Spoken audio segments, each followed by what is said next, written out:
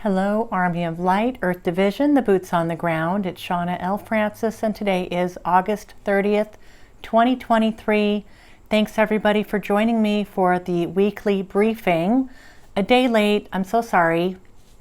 If you caught my video last night, you'll know that I am in Mexico at one of my casitas here, just checking things out after Hurricane Hillary blew through. Everything's actually looking really good, just the normal dust and dirt and that kind of thing that needs to be taken care of, but everything's looking good. And it did rain today. I got here last night and it did rain today. I would say an inch and a half, so it wasn't small. It was quite a storm. I will go ahead and put a few pictures on the Facebook page. Our Facebook group is Starseed Lifestyle with Shawna L. Francis. I don't do really anything else on Facebook. The Starseed Lifestyle group is really the only thing that I maintain on Facebook. It's kind of like a love-hate relationship with Facebook. I've never been a fan of Facebook in general for myself, but I know that many of you are on Facebook and are active, and I love to connect with you over Facebook. So if you want to join me there, that'd be great. I'll put a link to it in the description.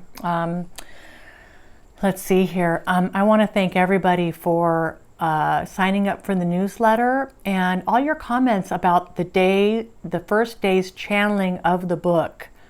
Good feedback from everybody. It sounds like you're really digging it and are excited for the rest of the book to come out. I'm so glad. I'm so happy about that. And I promise I will respond to every email and every response to the newsletter that came in, hopefully within the next 48 hours. So thanks everybody who reached out and gave me your feedback on the first day's channeling of the book. The book is interesting. I will say that the way it's shaping up, it's pretty non-linear. It's kind of non-traditional. It started out kind of more traditional, the first, I'd say, 3 or 4 days of channeling, and it's kind of morphing, and they said it would be non-linear, and they're taking us on a journey. So I'm excited to see how this is going to unfold. I don't really even know. Today I sat down. It wasn't early. I slept in, so I think it wasn't until about 8 a.m. I sat down with Melchizedek to work on the book, and basically they just did energy work for like an hour and 45 minutes. And I check in and I can feel when the energy is changing and when something's going on, and I usually will kind of give that a lot of space and be open to receive. But after about an hour, I'm like, hello, how are we doing? Are we going to be channeling anything with the book? And they're just like, please be present with us now.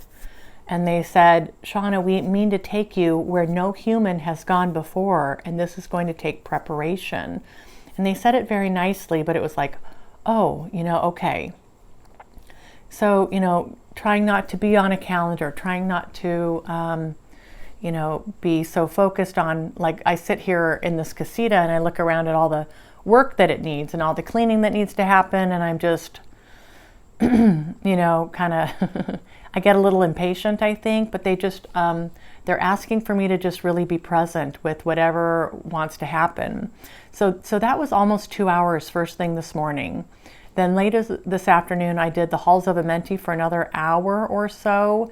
And then I got back in with Melchizedek and channeled some of the book. So I'm about 4 hours into this today, not including the, what we're doing with the, with this video here. And then Melchizedek asked for about 4 hours tomorrow also between the Halls of Amenti. And again, that's just more, they're just pumping me full of energy and raising the frequency of the collective. So it's lovely, and I just get to just relax through all of that. And anyway, so another 4 hours tomorrow is what they've asked. So I think we're going to be taking advantage of my time here. I have nobody's renting. It's the off season. It's raining. It's humid. The humidity is choking. It's so thick, and it's so hot. So and then so it's just it's nice to have the place to myself to really be able to focus and see where they want to go with this. I will say today's channeling on the book, it was kind of an eerie, they basically talked about a snake, and they started this thing out like a snake slithers through the grass. And they kind of went into this long thing on how this snake captures its prey and how stealth they are. And they talked about its sight and its smell, but did we know also that they are very, very sensitive to vibration.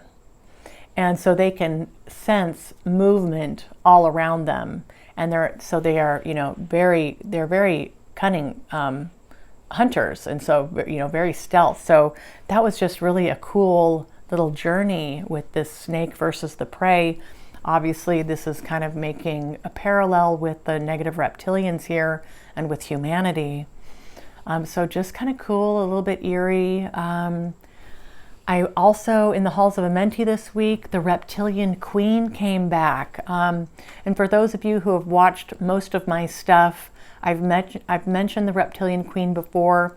She came in around the time we were doing that black cube technology, freeing of the souls and soul aspects and cleaning up all that dark energy around the soul trapping exercises down in Antarctica with the black cube technology. She came on really strong, and I've mostly not spoken to her, but I did speak with her this week briefly, and it was basically, the exchange was wonderful. We now have this connection where we can speak to each other this way. Please really commit to memory this energy frequency so that you can recognize me energetically.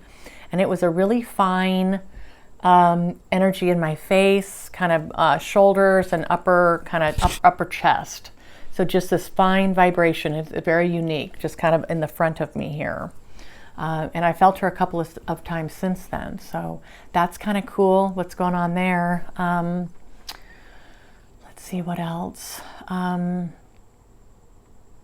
want to just say real quick too, you know, there are so many new videos out in this genre, in this space, around ascension, around ancient aliens, around the galactic influence here, a lot of new channelers, there's just a lot of new videos here in this area over the last, say, year or two.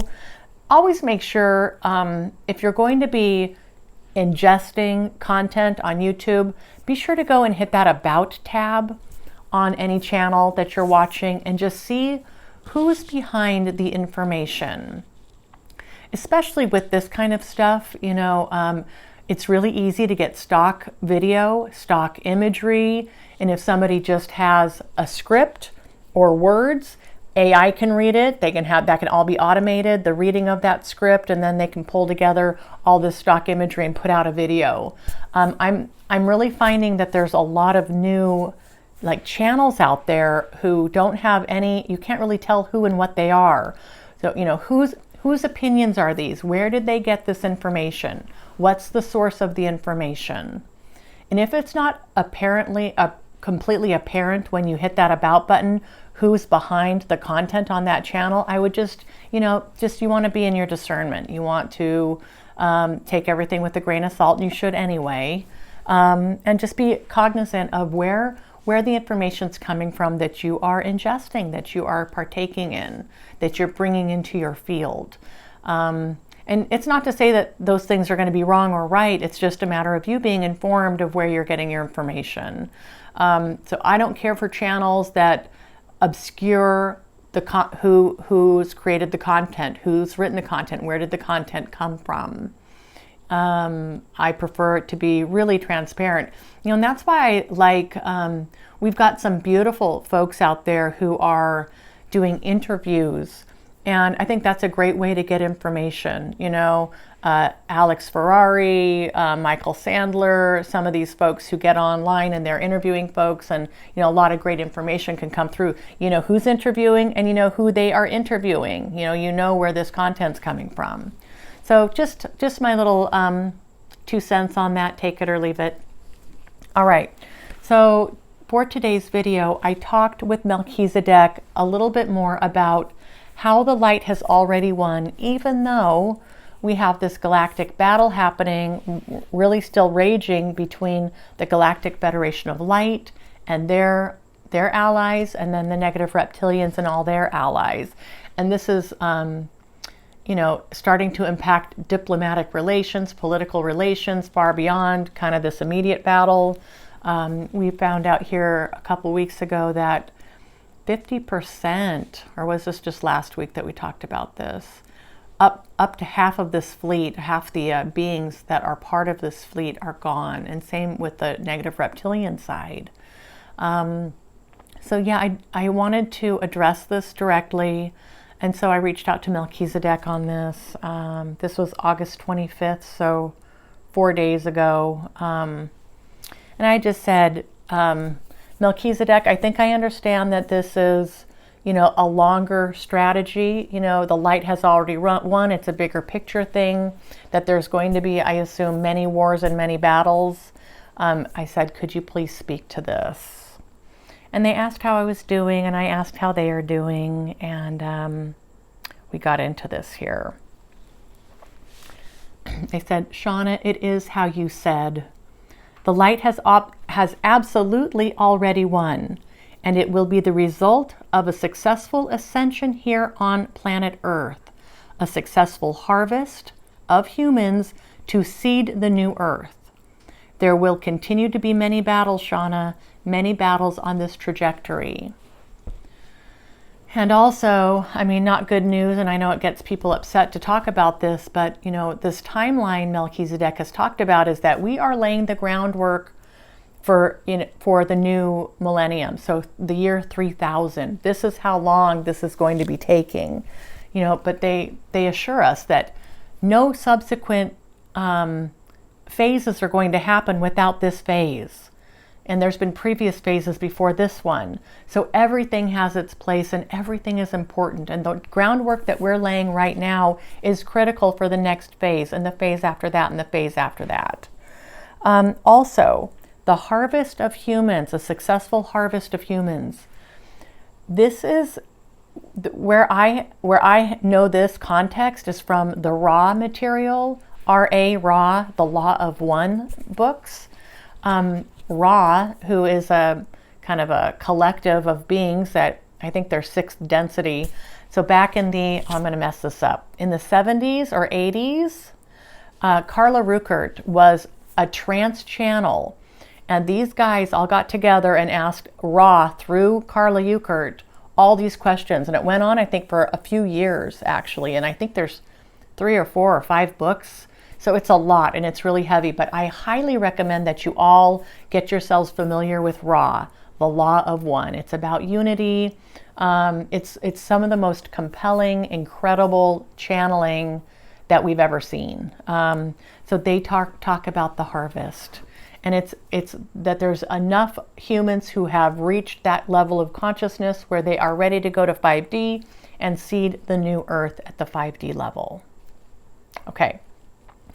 Also in the book, they're talking about service to self versus service to others. And they've brought this up here on this channel as well, but that's also a Law of One type construct. At least that's where I first read about that. So this is very much important to Melchizedek. These terms, this vernacular, service to self, service to others, harvest of, there's a good harvest. So yeah, check that out if you haven't already. And then they continue here.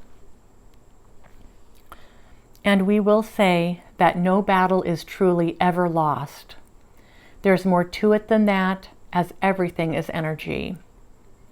There's always a constant flow of energy, but eventually an equilibrium will be reached and balance will be restored. There will continue to be battles that go on within yourselves, within your communities, within your countries, within your continents, and across the globe. And then, of course, beyond your globe. Other battles will continue as this plane of existence seeks to balance between the dark and the light. And they continue here. Now more than ever, as the timeline progresses, each individual who serves in this way on behalf of the light must remain steadfast in knowing who and what they are, knowing how they serve. Being that beacon, holding the torches high, keeping love as a central focus in all thoughts, actions, behaviors, and always non-judgment. And I'm still working on this, even with all this beautiful energy that's coming in for the last few weeks and the book. I still catch myself doing old 3D stuff. I'm starting to say to myself when I catch myself in judgment, Shawna, be impeccable with your thoughts. Be impeccable with your thoughts. So I'm kind of trying to reprogram myself, get rid of kind of the old ways I would normally react to somebody or a situation, let all that go and just come in with love and be impeccable with my thoughts. All right, and then they finish up here. The light will continue to grow and to saturate. The darkness dissipates in the light. And your individual frequencies contribute to that collective light that will help bring all into equilibrium. Each step you take that moves you forward on this enlightened path brings the entire species closer to this balance. You can do this, and you are doing this now. All right. So that's basically it. We will, I'll find out if I can share more of the book. I thought that was kind of fun. Maybe I'll read it next week, or we'll put out another newsletter with another snippet. I'll go ahead and put the link to sign up for my newsletter down below. All right, guys, I hope everybody's doing well. Please let me know. Let us all know how you're doing. Add a comment below. I love you guys. I know this isn't easy. We're doing good. Melchizedek, they're all behind us here supporting us. There's so many beings from beyond the veil that are in our camp here on our side of the court, working on behalf of bringing our frequencies up. So keep doing what you're doing, and I shall see you all next week, if not sooner. I love you. Thanks again, team.